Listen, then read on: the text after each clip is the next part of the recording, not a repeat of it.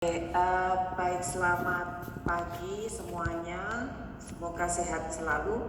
Kita akan mulai ujian untuk Pak Otniel Wijaya, ujian tesis S2 dengan judul, sebentar saya harus lihat di sini. Financial Coping and Facing Household Financial Crisis During COVID-19 Pandemic, Case Study on Employees of PT Sunstar Motor Banyumanik. Saya persilahkan Pak Otniel untuk memaparkan temuan-temuan dan juga kesimpulan dari tesis ini selama kurang lebih 15-20 menit. Sebelum kemudian kita memberikan kesempatan kepada Pak Hendy dan Pak Aldi untuk menyampaikan tanggapan ataupun pertanyaan. Terima kasih. Silakan Pak. Terima kasih Ibu Titi. Selamat pagi Pak Hendy, Pak Aldi, Bu Titi. Mungkin itu backgroundnya Bu Titi buatan buat saya untuk S3 Bu. Oke. Semoga ya Pak. Permisi. Masih dibuka nih. Izin share-nya. Mohon maaf, apa sudah terlihat? Arung putih itu ya. Sekarang terlihat kah?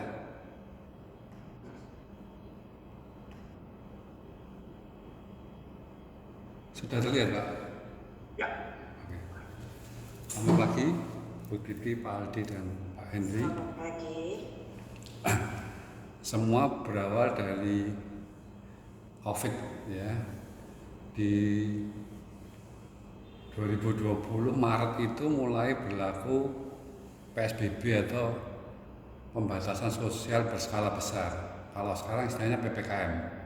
Ganti nama apapun ya, intinya tidak keluar rumah gitu ya. Nah, kejadian luar biasa ini yang membuat perekonomian Indonesia kontraksi luar biasa ya. Kalau dibandingkan dengan tahun-tahun sebelumnya di era COVID itu kita minus sampai 5% ya di triwulan 2020. Nah, bagaimana dengan industri otomotif? Industri otomotif yang merupakan kontributor besar juga untuk GDP kita, yaitu sekitar 700 triliunan per tahun ya. Dia bisa berkontribusi 20% dari sektor non-migas ya. Dan kalau dari penyerapan tenaga kerja, otomotif itu bisa mempekerjakan 1,5 juta karyawan. Ini 7 kali penduduk Salatiga ya. Penduduk Salatiga kan sekitar 200-an ribu. Itu jadi otomotif kontributor yang cukup gede untuk ekonomi Indonesia. Sebagai gambaran, karena COVID tadi, krisis COVID itu membuat selama hampir 15 tahun terakhir ini merupakan kinerja terburuk dari penjualan mobil, turun sebesar 57%. Kalau dibanding tahun sebelumnya, di 2019 bisa membukukan 1.030.000, di 2020 hanya 532.000 atau turun sekitar 48%. Jadi COVID itu meluluh lantakan juga dunia otomotif. Nah, karena itu saya mencoba menarik benang merah antara COVID dan kejadian nyata di perusahaan kami yang semua gara-gara COVID itu. Saya mencoba mengkaji mengenai coping strategi, terutama financial coping dari karyawan di Sun Motor Banyumanik. Ya. Ini seperti saya utarakan tadi, turun sekali. Kalau di tahun yang sama itu lebih mengerikan. Januari ke Mei itu turunnya 80% atau tinggal 20% saja. Karena itu kami sebagai dealer resmi Mitsubishi pun di Semarang juga penurunannya cukup besar, yaitu 60%. Ya. Karena penurunan itu, kami sebagai perusahaan mengambil sikap efisiensi. Ya. Dari 113 karyawan di Februari, di bulan Oktober hanya tersisa 83. Ya. Dari plus karyawan yang tersisa itu kami hanya menerima gaji 75% alias dipotong 25%. Karena itulah saya menemukan fenomena cukup menarik. Ternyata beberapa karyawan ini tidak hanya pasrah tapi bisa menghadapi kesulitan keuangan, ya, mengatasi kelemahan dan mencari peluang untuk menghadapi potongan gaji 25% ini. Mereka memulai usaha yang kasat mata yang saya lihat gitu ya. Makanya saya menemukan beberapa narasumber untuk saya interview dan saya tulis menjadi tesis ini. Ini contoh kejadian data yang saya peroleh. Ya. Di bulan Mei itu omsetnya hanya 9 miliar, ya, dibanding tertinggi itu 24 miliar di Januari. Ini rekapannya saya tulis di sini. Omset Mei turun 60%, karyawan dikurangi 25%, dan gaji dipotong 25%. Ya. Nah, saya mencoba meneliti narasumber di kantor saya ini dengan metode kualitatif desain studi fenomenologi. Kemudian dalam penggalian kepada narasumber saya memakai metode purposive sampling. Saya melakukan wawancara hampir 3 kali kepada minimal 3 kali kepada narasumber yang ada gitu ya. Terus saya menggunakan metode analisis fenomenologi. Hasil pembahasan dari financial coping ini, saya menemukan apa yang sempat ditulis oleh Malcolm dan Gus gitu ya.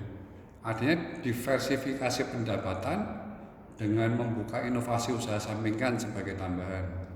Kemudian saya juga menemukan yang dilakukan Jensen juga, yaitu mengurangi pengeluaran.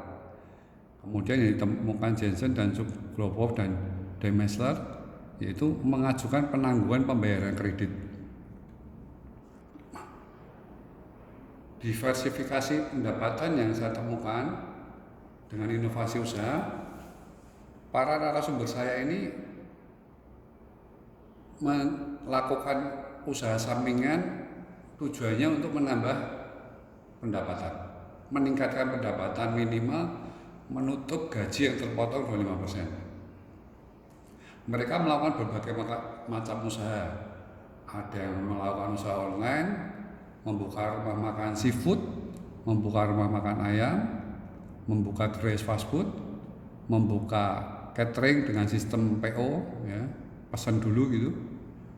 Ada yang membesarkan usaha malon. Malon itu manuk londo, kayak apa ya? Kayak ayam goreng gitulah, tapi bukan ayam gitu.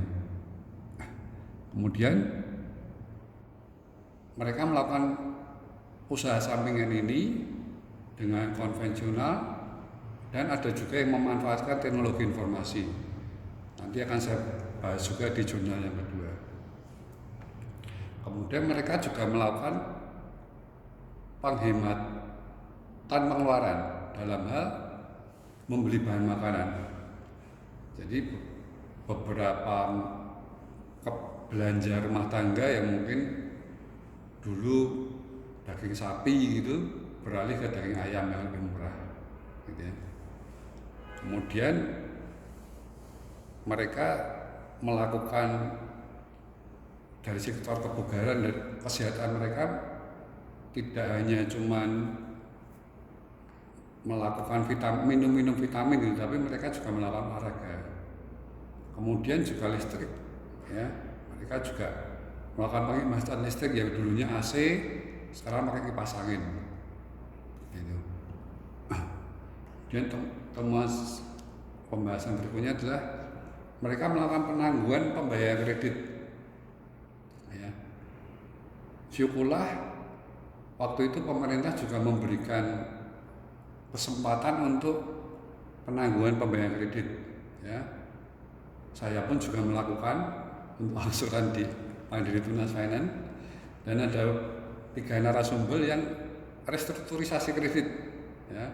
Ada yang kur ataupun kredit mobil, gitu ya.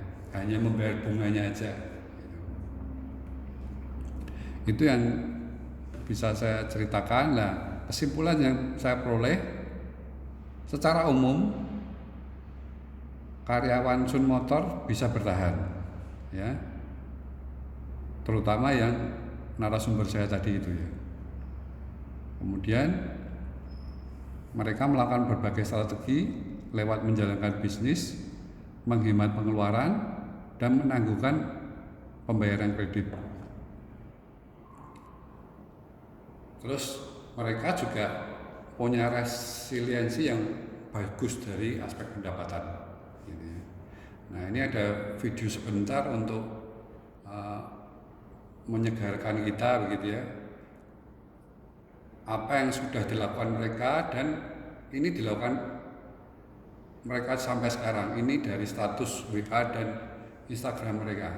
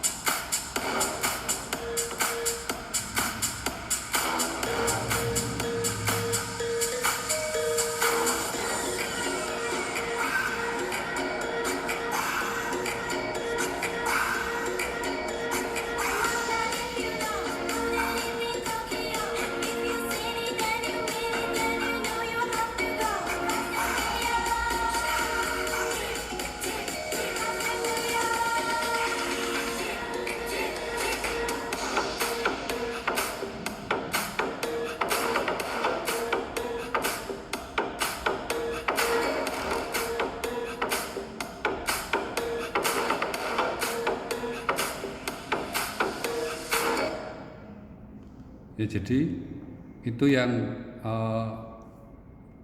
dilakukan sampai sekarang, usahanya masih berjalan, bahkan beberapa itu melakukan pengembangan usaha begitu loh, bahkan bergeser gitu ya. Tadi yang seperti Novi itu dari restoran seafood sekarang menjadi agen JNT ya, agennya kurir itu ya, JNT kurir.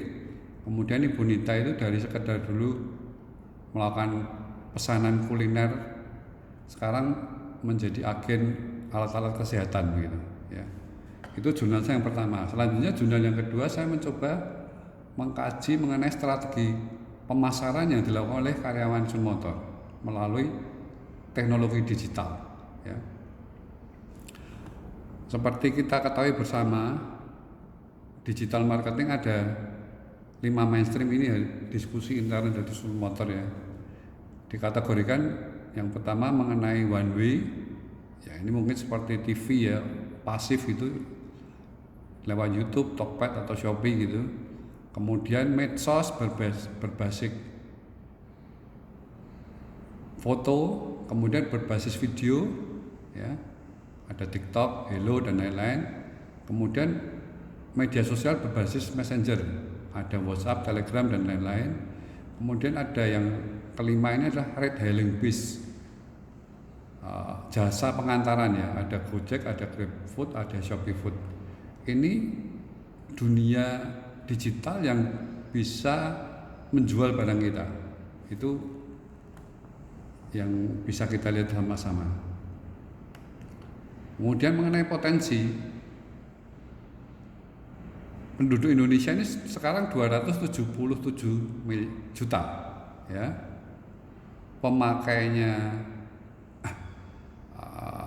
handphone lebih banyak ternyata. Jadi satu orang punya 2 handphone ya kan. Kayak saya satu buat Zoom, satu buat kerja gitu ya. Kemudian pemakai internet 204 juta.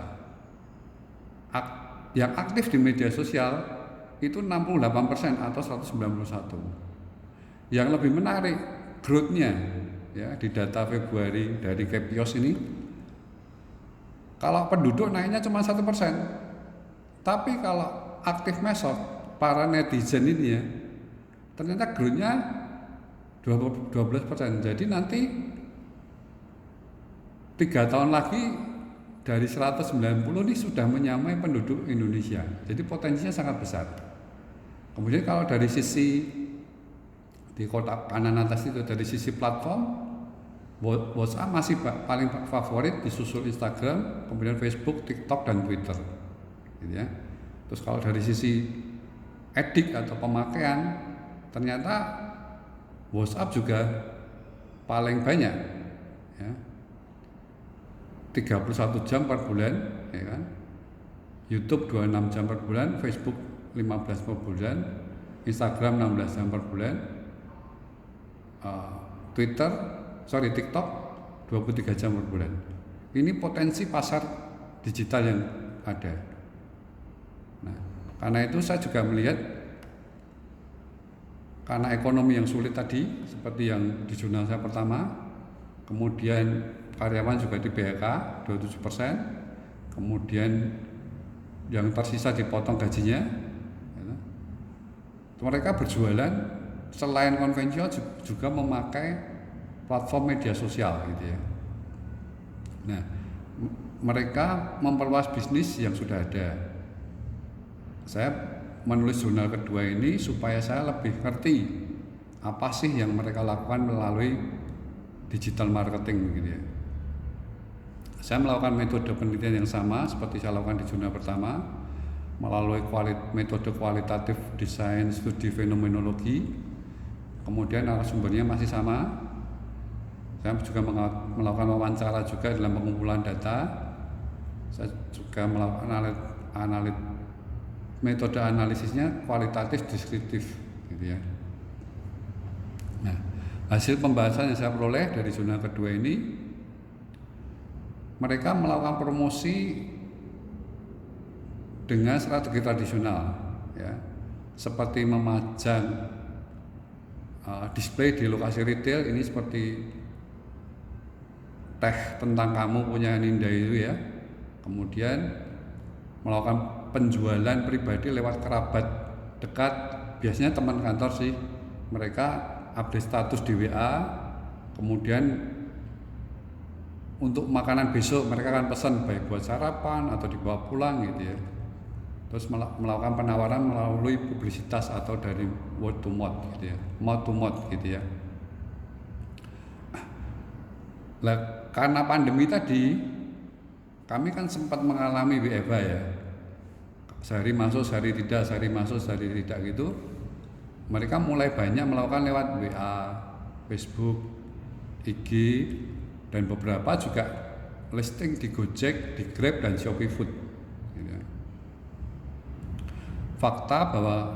Saya menemukan fakta bahwa karyawan memakai platform media ini meningkatkan omset dari penjualan mereka.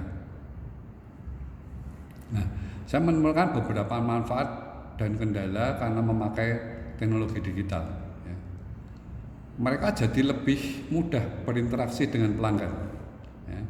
Contoh kalau ada yang pasang status WA begitu ya, biasanya siang dia akan status WA gitu, kue cucor, besok siap gitu lah, langsung itu pesan besok pagi dibawa, itu interaksinya mudah, hanya lewat WA.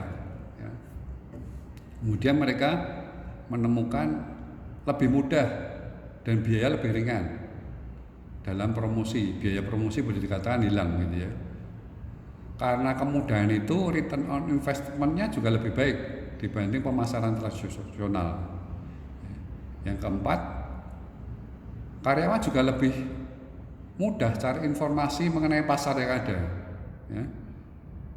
Kalau ingin belajar mungkin mengenai teh gitu ya, mereka tinggal ketik di Instagram teh gitu akan keluar banyak. Bisa di ditiru lah, diamati, ditiru dan dimodifikasi. Itu kan cara paling gampang mengembangkan bisnis di ATM ya, diamati, ditiru dan dimodifikasi. Gitu ya. Yang kelima, adanya peningkatan omset. Ya. Karena ya dengan digital marketing ini orang juga lebih gampang menemukan produk kita. Ya. Nah,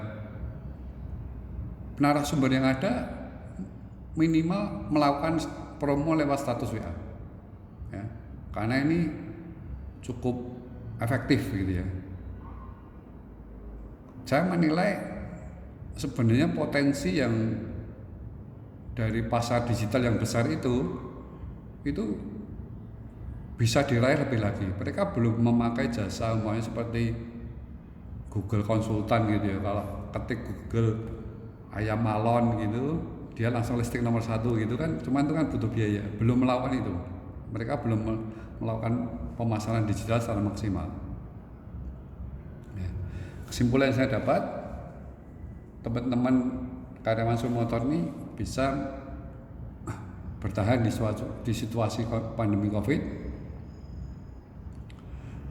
Walaupun tidak semua melakukan pasar digital, tapi mereka mampu bertahan sampai sekarang seperti video saya putar tadi. Ya. Terus penutup, saya tertarik dengan istilah ini. Krisis itu di dalam bahasa Chinese ditulis dengan 2 sukata, Wei Ji, yaitu bicara bahaya, dan Ji itu opportunity. Ya. Jadi ketika ada krisis, ada COVID, muncullah coping sehingga muncul opportunity yang usaha dari teman-teman yang tadi saya videokan. Itu presentasi dari saya. Terima kasih Bu Titi, Pak Ardi, dan Mbak Henry. Terima kasih untuk pemaparannya Pak O'Neil. Selanjutnya saya akan memberikan kesempatan kepada Ketua Penguji untuk menyampaikan pertanyaan ataupun tanggapan.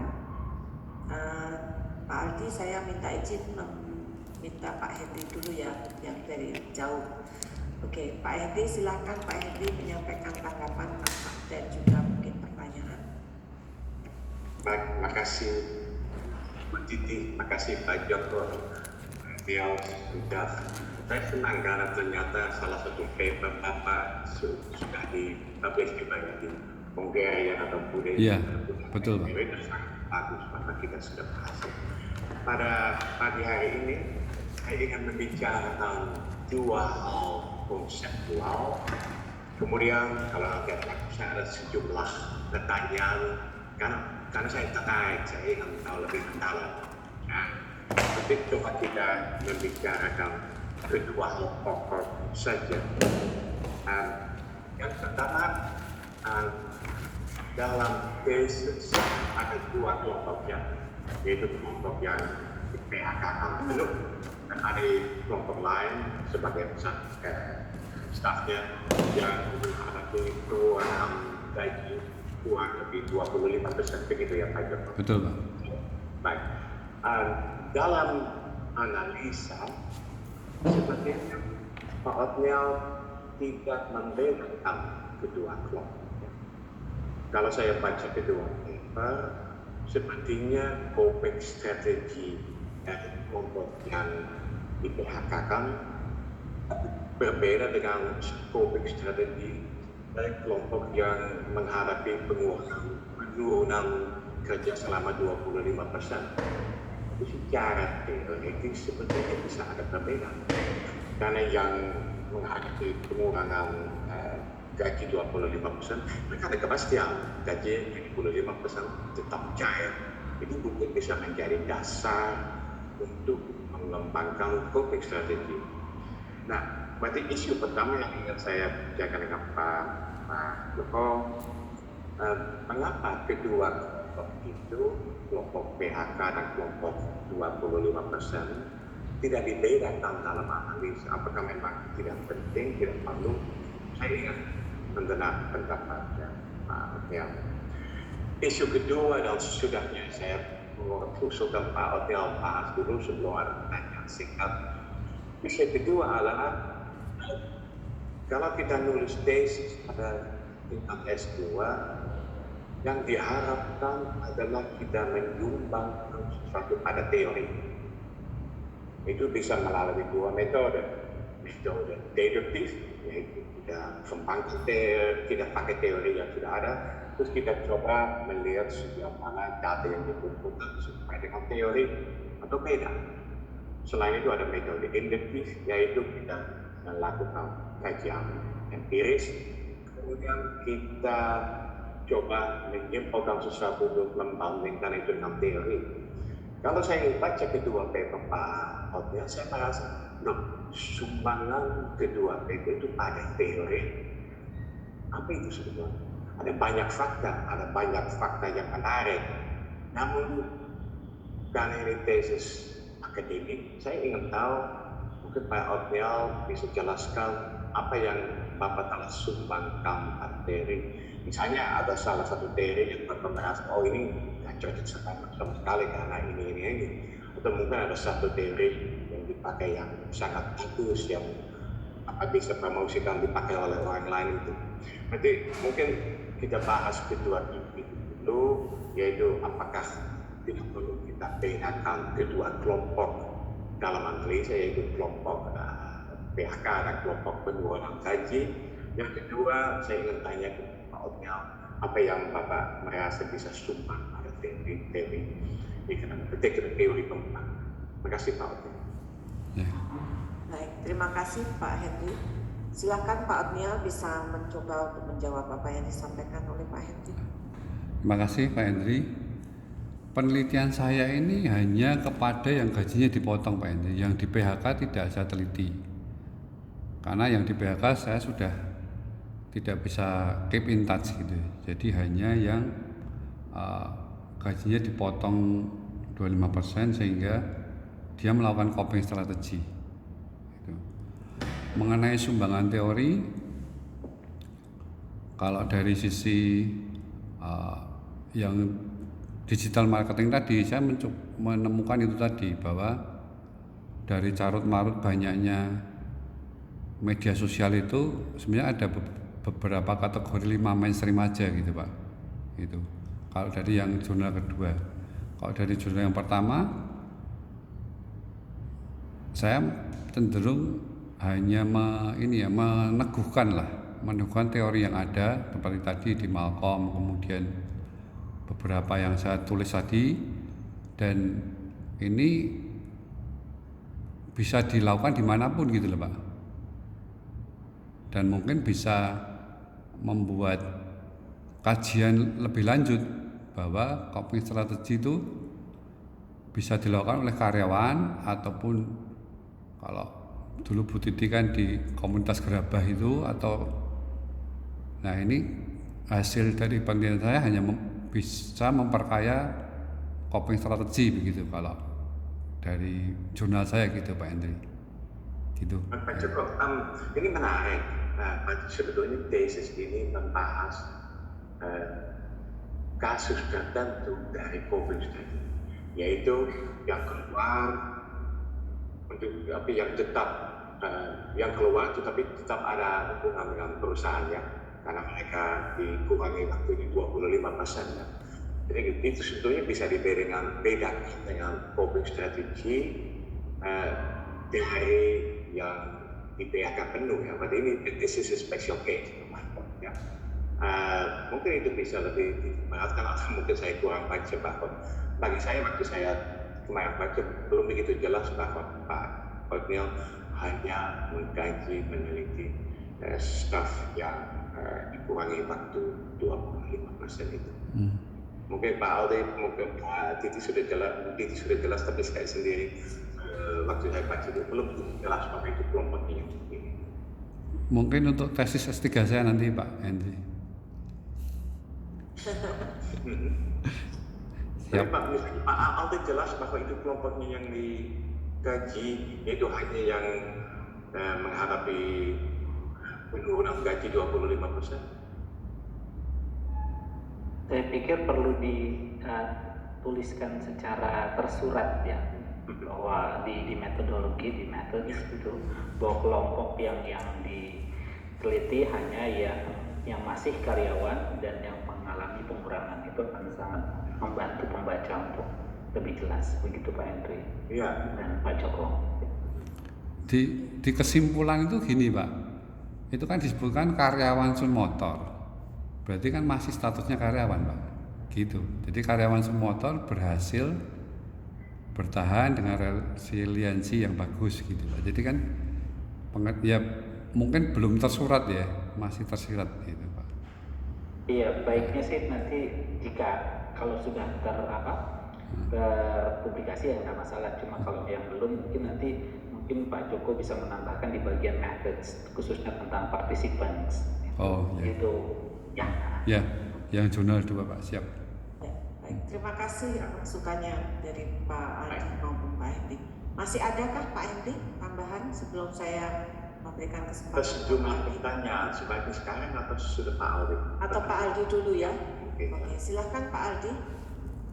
Berarti masukkan dulu ya Bu? Iya, silahkan Ya. Pak Aldi. Oke. Baik, pertama saya ingin mengucapkan selamat kepada Pak Joko sudah sampai di milestone ini, tahap ini, begitu ya. Pastinya saya pikir ini bukan perjuangan yang mudah ya di tengah segala kesibukan dan COVID ini, begitu. Saya ingin memberikan beberapa masukan saja terkait kalau pertanyaannya nanti berarti ya.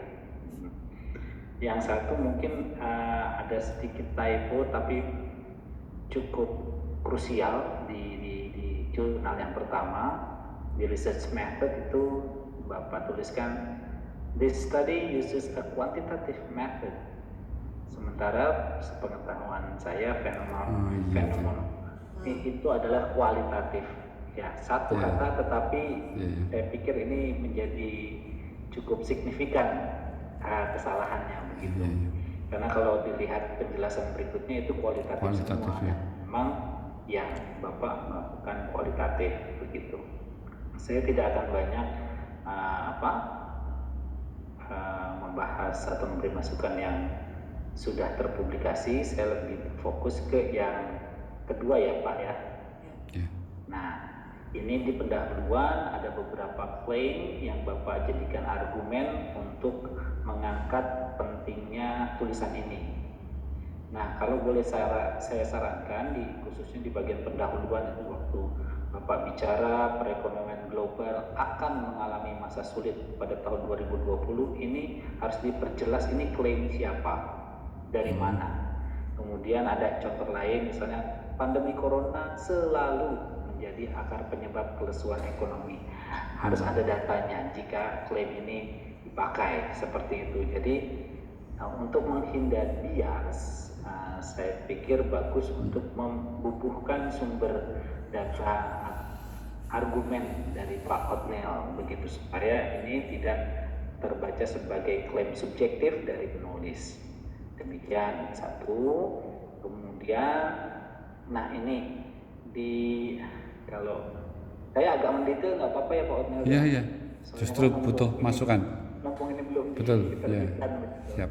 Ya, kan. Di bagian paragraf terakhir pendahuluan itu, nah ini yang tadi konteks ya, saya merujuk kepada pertanyaan Pak Henry yang pertama tentang konteks ini siapa ya karyawan yang sudah dipecat atau yang belum. Jadi saya beda kasus, tapi memang saya ingin menggarisbawahi pentingnya memberikan konteks kepada pembaca, karena pembaca istilahnya hanya bisa berkomunikasi melalui tulisan kita, mereka tidak bisa bertanya kepada kita gitu ya. Nah, pada kalimat terakhir itu Pak Otniel menulis karyawan PT Sunstar Motor Banyumanik ditugaskan untuk memulai bisnis baru.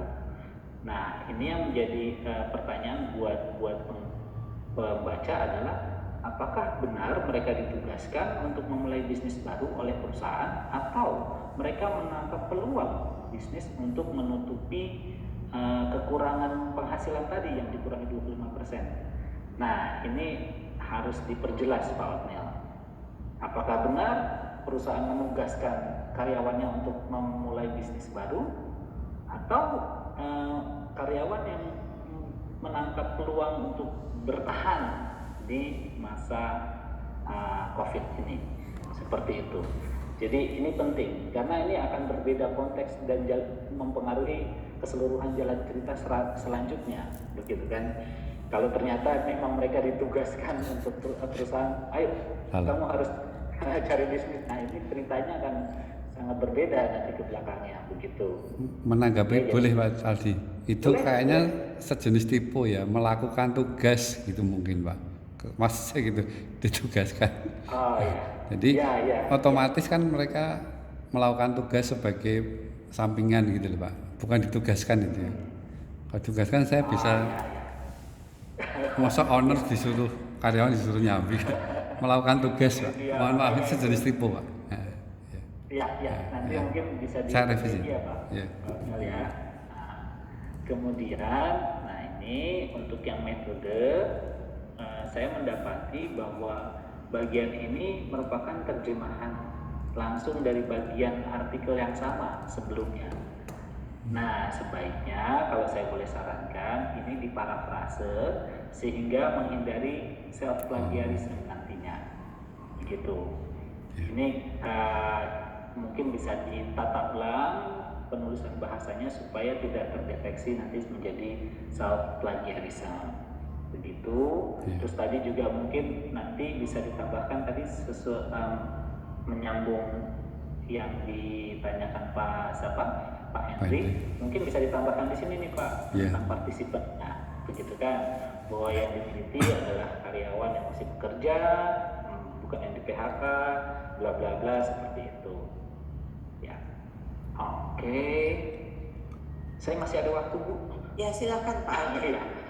Oke, nah ini di hasil dan pembahasan saya kembali meng-highlight pentingnya konteks.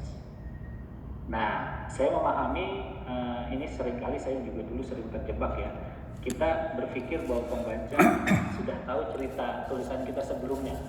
Padahal ini kan direncanakan menjadi artikel yang berbeda ya Pak Omil ya, betul ya.